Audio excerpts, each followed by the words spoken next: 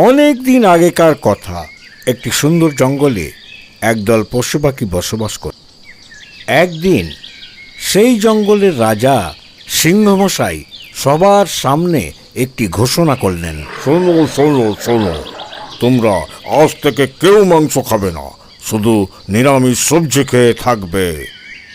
আরে আমরা কি শুধু লেবু খেয়ে বাঁচবো? হায় হায় রে, আমাদের কি সর্বনাশ হলো! আমরা তাহলে বাঁচবো কিভাবে মাছ মাংস না খেলে? হায় হায়, এ কি সর্বনাশ হলো রে! আরে দাঁড়া দাঁড়া, তোমাদের যেন আমার মাথায় একটা প্ল্যান এসেছে। এই এই এই এই দেখো সবজি।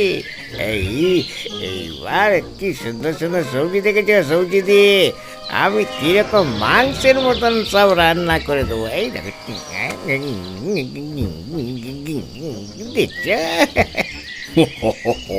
এই বেলা আমি লুকিয়ে লুকিয়ে সব মাংস খেয়ে ফেলি বাবা, এই সুযোগ। আরে দেখো দেখো দেখো, রাজামশাই আমাদেরকে নিরামিষ খেতে বলে এখন লুকিয়ে লুকিয়ে মাংস খাচ্ছে।